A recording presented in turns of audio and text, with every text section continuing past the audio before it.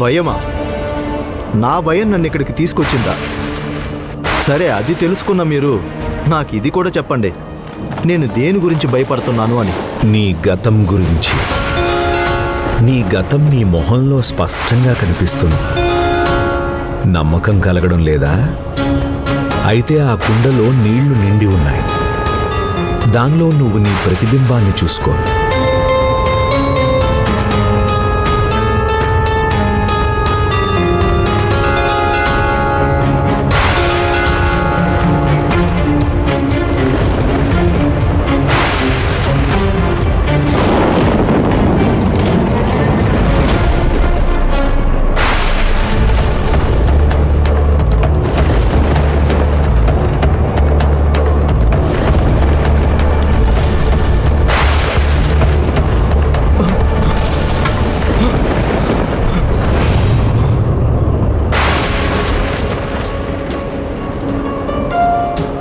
ఇప్పుడు కూడా నువ్వు ఏ తప్పు చేయలేదని అంటావా? నువ్వు నీ గురించి అందరూ నిజమే చెప్పారు. మాయలు చేస్తావు నువ్వు. నిన్ను భయపెట్టడం నా ఉద్దేశం కాదు వినాయక్. దారి తప్పిన పిల్లల్ని తిరిగి తీసుకురావడం నా ఉద్దేశం. నీ బందీకాణాలో ఉన్నవాళ్ళని. పంజరం బంగారపుదైనా సరే అది పంజరమే అవుతుంది కదా. వాళ్ళందరూ వాళ్ళ ఇష్ట ప్రకారం వచ్చారు. ఇష్టప్రకారం వస్తే ఇష్టప్రకారమే తిరిగి వస్తారు కదా. నువ్వు నీ గురించి ఆలోచించు వినాయక్. ఏ అహంకారం, ద్వేషం అనే దారిలో నువ్వు ప్రయాణిస్తున్నావో అక్కడ బాధ ఇంకా ఒంటరితనం తప్ప నీకు ఇంకా ఏదీ దక్కదు. ఇప్పటికీ మించిపోలేదు. సరైన దారిలోకి రా. కుటుంబాన్ని ముక్కలు చేయడం కాదు, ఒక్కటి చేయడం నేర్చుకో. లేకపోతే ఇవాళనే నిన్ను పిడుగుపడకుండా కాపాడాను. కానీ ఆ భగవంతుడి న్యాయం నుండి ఎవ్వరూ కూడా తప్పించుకోలేరు.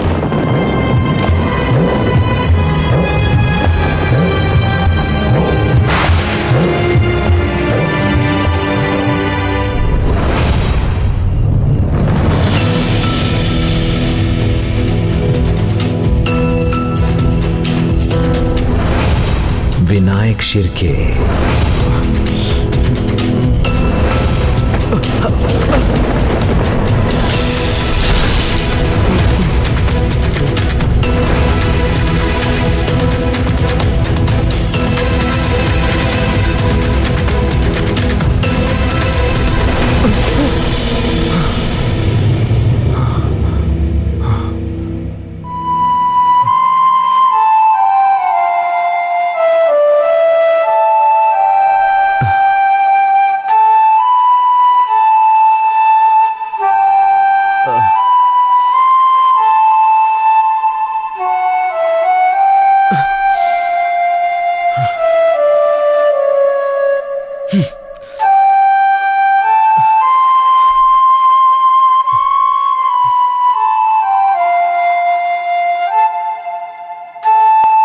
ఇక ఆపుతావా వేణువు వాయించడం?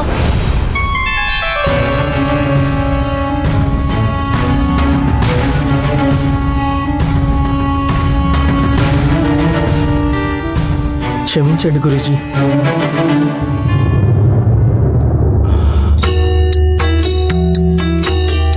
నన్ను క్షమించు మల్హార్. నీ వేణుగానంలో ఏ లోపమూ లేదు. కానీ నాకు కాస్త తలనొప్పిగా ఉంది. నిద్ర కూడా పట్టడం లేదు. అందుకే కాస్త విసుగ్గా ఉన్నాను. ఏం పర్వాలేదు గురూజీ. మీ తిట్లు కూడా నాకు ఆశీర్వాదమే. అయినా ఇంత రాత్రివేళ నేను వేణు వాయించకూడదు. ఇక మీదట నేను వాయించను.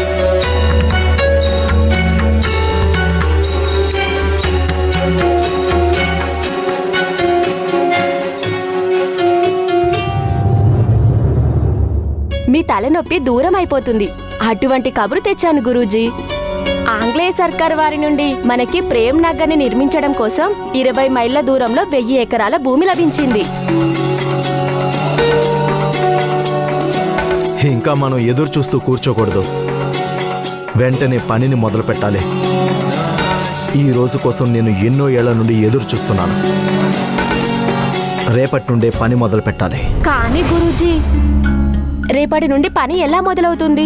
దానికోసం ముందు మనం ఒక వాస్తుకారుడిని నియుక్తి చేయాలి. నేను మాట్లాడతాను ముంబై లేదా ఢిల్లీలో మంచి పేరు గల వాస్తుకారుడితో. వద్దు, అలాంటి వారు ఎవరవుతారు?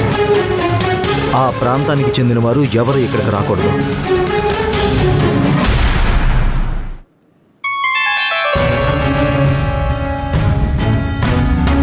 ఈ ప్రేమ్ నగర్లో మనం మనకు తగ్గట్టుగా అన్నీ నిర్మించుకోవాలి. ఎలాంటి గదులు, ఎలాంటి గుడారాలు ఉంటాయంటే అవి గుప్తంగా ఉంటాయి. వాటి రహస్యం మనకి మాత్రమే తెలుస్తుంది. ఎవరైతే ప్రేమ్ నగర్ని నిర్మిస్తారో వాళ్ళిక్కడి నుండి బయటికి వెళ్ళకూడదు. ఎందుకంటే వాళ్ళ ద్వారా బయట ప్రపంచానికి ఇక్కడి రహస్యాలు తెలియకూడదు. అందుకని వాస్తుకారుడిని ప్రేమ సైన్యంలో ఒకరిని చేయాల్సి ఉంటుంది.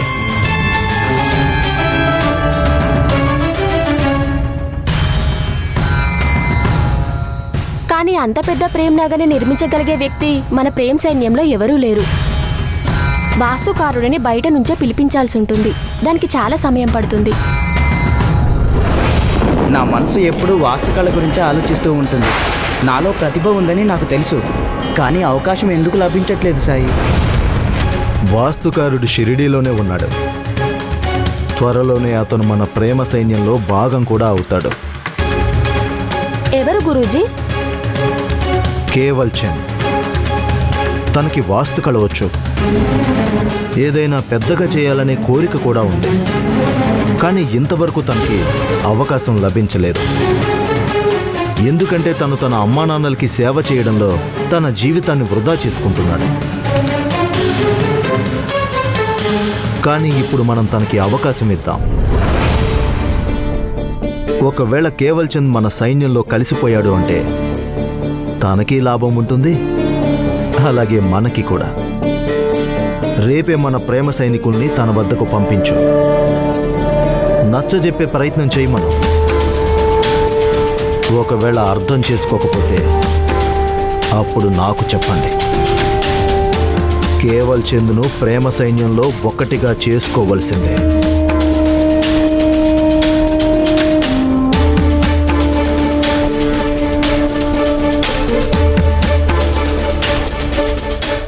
సాయి నా శిష్యురాల్ని తీసుకుని వెళ్ళాడు.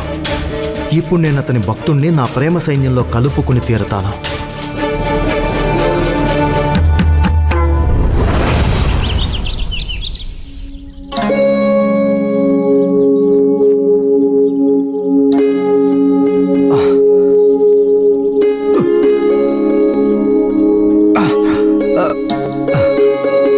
ప్రణామాలు సాయి. రాముడు మీకు మేలు చేయాలి. నేను సహాయం చేయనా? లేదు లేదు, మీకెందుకు కష్టం, నేను ఎత్తుకుంటాను. సహాయం తీసుకోవడానికి సంకోచించకూడదు. కానీ సాయి, చాలా బరువుగా ఉంది, మీకు ఇబ్బంది అవుతుంది. సహాయం చేయడానికి మనసు కావాలి, షరతులు కాదు. అలాగే మన సౌకర్యాన్ని చూసుకొని మనం సహాయం చేయకూడదు. సరే, అయితే మనం ఇద్దరం కలిసి ఎత్తుదాం. సరే. అలాగే.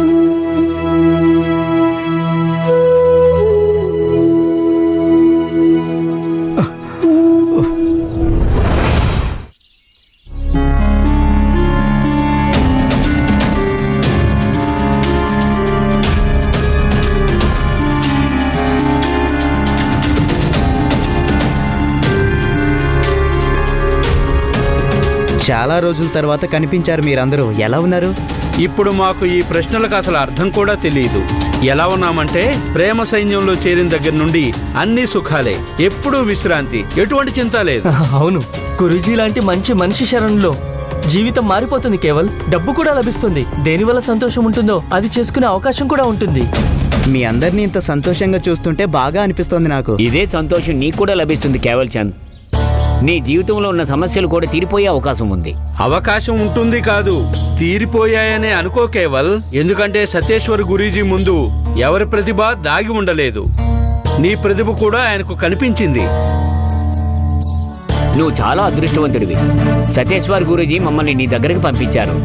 నిన్ను తీసుకురామని. ఆయనకి తెలుసు నువ్వు చాలా గొప్ప వాస్తుకారుడివని. షిరిడీకి దూరంగా ఒక పట్టణంలో గురూజీ ఒక పెద్ద ప్రేమనగరం నిర్మించబోతున్నారు. ఆయన కోరిక ఏంటంటే ఈ ప్రేమనగర్ని నువ్వు నిర్మించాలని.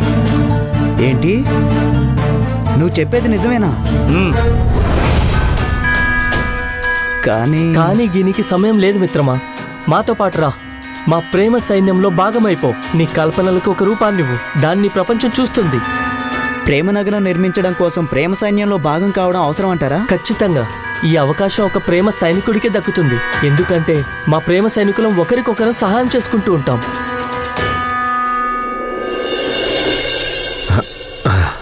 నెమ్మదిగా. సాయి, ఈ మట్టిని తోట కోసం తెప్పించాను. నా కొడుకు తీసుకొస్తా అన్నాడు. కానీ తనకి మధ్యలో ఏదో పని వచ్చింది. తను బజార్కి వెళ్ళిపోయాడు. నేను ఆలోచించాను, ఆఖరి మూట మిగిలిపోయిందని నేనే తీసుకెళ్దాం అనుకున్నాను.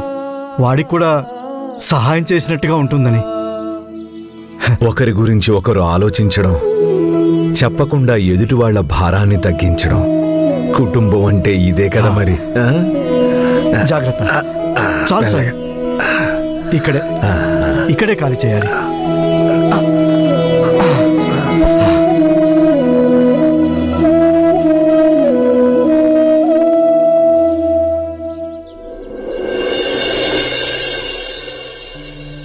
క్షమించండి మిత్రమా, ఇది నా వల్ల కాదు. మీ అందరికీ తెలుసు కదా, మా అమ్మా నాన్నలు ముసలివాళ్ళు, అనారోగ్యంతో ఉన్నారు. వాళ్ళని ఒంటరిగా వదిలి రాలేను. ఇలా చూడు, గురూజీ ఆశీర్వాదం వల్ల వాళ్ళకు కూడా వైద్యం జరుగుతుంది. కానీ నేను వాళ్ళని ఒంటరిగా వదిలి రాలేను.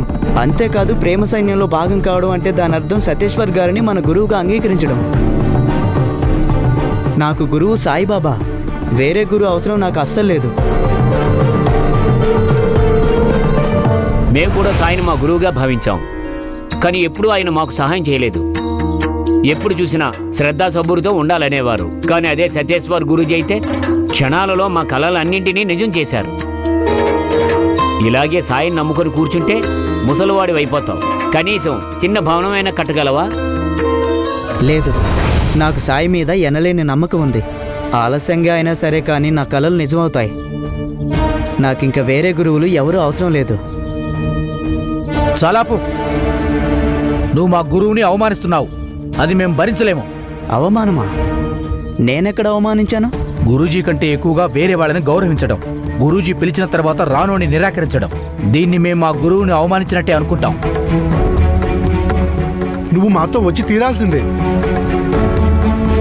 చూడండి, నేను మిల్లుకు వెళ్ళాలి. నా పనికి సమయం అవుతోంది.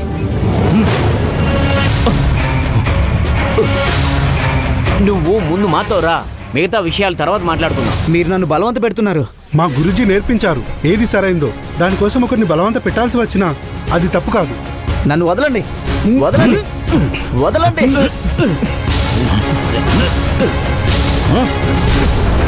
సమస్త జనుల చింతలు తీర్చే ద్వారకమాయి సాయి.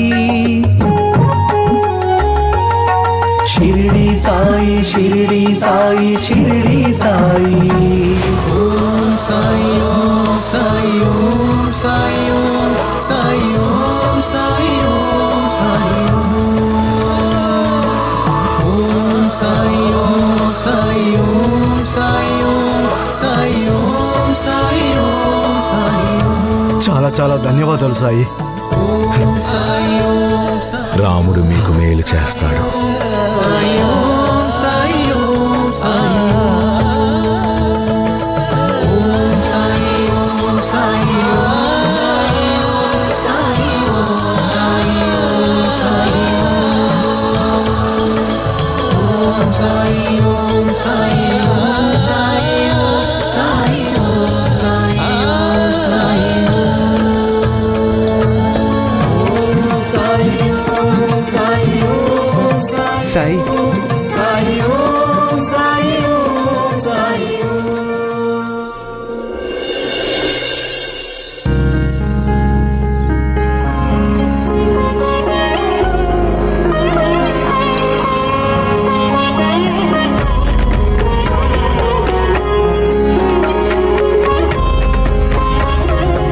మీ కళ్ళల్లో పడిన మట్టిని శుభ్రం చేసుకోండి.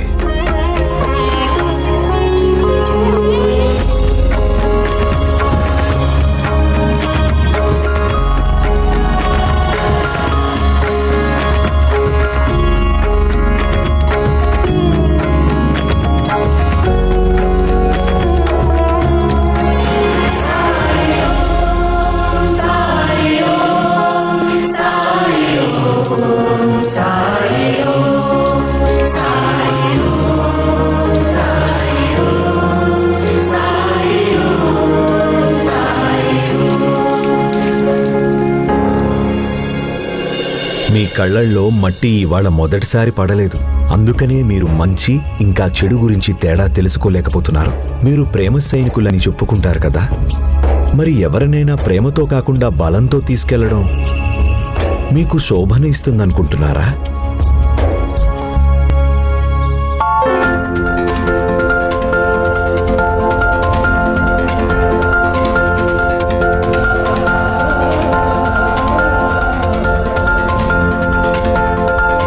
మీ ముగ్గురికి అనిపిస్తుందా ఒకరికి విరుద్ధంగా పనిచేయడం సరైన పని అని?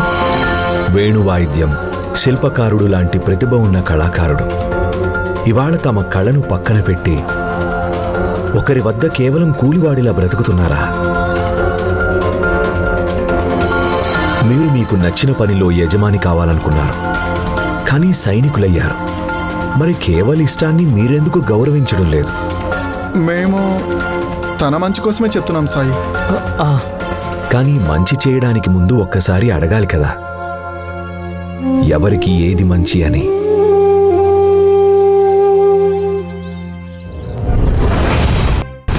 సమాజం ఎటువంటిది? శాపం, బంధం. కానీ మీరు ఎప్పుడైనా ఆలోచించారా అలా ఎందుకుంటుందో? చిన్నప్పటి నుండే కుటుంబం, సమాజం మనకి నేర్పిస్తూ వచ్చింది, ఎవరితోనూ గొడవలు పడకండి, ప్రశాంతంగా బ్రతకండి. కానీ ఎప్పుడు మీకు అన్యాయం జరుగుతూనే ఉంటుంది. ఎవరిని ఏమీ అడగకూడదు, ఎటువంటి ప్రశ్నలు వేయకూడదు. మీకు విసుగు కూడా వస్తుంది. మౌనంగా అన్నిటినీ భరిస్తూ ఉండాలి. మీకంటే ఎక్కువగా ఎదుటివారి గురించి ఆలోచిస్తూ ఉంటారు. ఈ ఆలోచనల కారణంగానే ఎక్కువ మంది ముందుకు వెళ్ళలేకపోతున్నారు.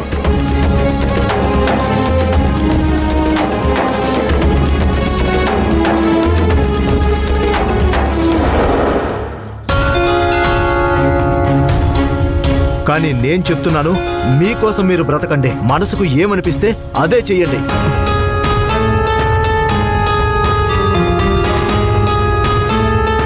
వేరే వాళ్ళ గురించి ఆలోచించడం మానేయండి. అప్పుడే మీరు గొప్ప గొప్ప స్థానాలకు చేరుకుంటారు. మీ దృష్టిలో మీకంటే ఎక్కువగా ఇంకెవరు ఉండకూడదు. మీ సొంత సంతోషం కంటే ఎక్కువగా ఇంకెవరి సంతోషము ముఖ్యం కాకూడదు. ఒకవేళ ఎవరైనా సరే మీరు గొప్పవారు కాకుండా అడ్డుపడుతున్నారు అంటే వాళ్ళు మీ శత్రువులని అర్థం చేసుకోండి. శత్రువుల్ని ఓడించడం అనేది చాలా అవసరం. చివరికి ఆ శత్రువును అంతం చేయాల్సి వచ్చినా సరే, వారితో యుద్ధం చేయాల్సి వచ్చినా సరే.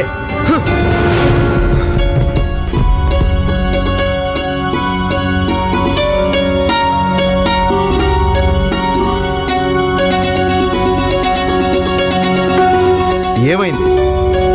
భయపడ్డారా?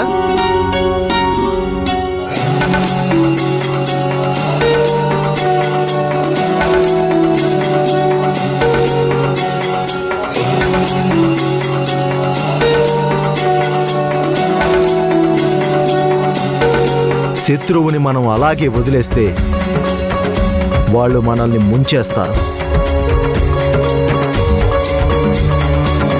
ఒకవేళ హింస అంతా చెడ్డదే అయితే, మహాభారత సమయంలో శ్రీకృష్ణుడు అర్జునుడికి గీతాసారం చెప్తూ కౌరవులను చంపమని ప్రేరేపించేవాడే కాదు.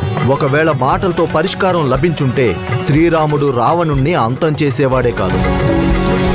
నిజం ఏంటంటే ఈ బయట ప్రపంచం చాలా క్రూరమైనది. అటువంటి ప్రపంచాన్ని కాళ్ల కింద నలిపేవాడే అభివృద్ధి చెందుతూ ఉంటాడు. ఇదే మన ప్రేమ సైన్యానికి ఉన్న ప్రత్యేకత.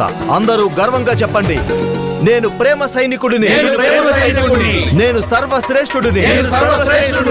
ఎవరైనా నన్ను ఆపారు అంటే నేను వారితో పోరాడడానికి సంసిద్ధుడను.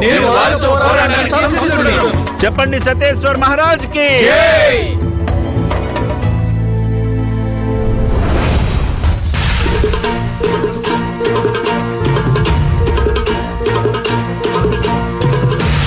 నా ఆలోచనలు విన్న తర్వాత మీకేమైనా అనిపిస్తుందా? మీరు ఈ సమాజం నుండి స్వేచ్ఛ కోరుకుని మీ బంధాల నుండి విముక్తి పొంది ప్రేమ సైన్యంలో భాగం కావాలనుకుంటున్నారా? అవును మహారాజా.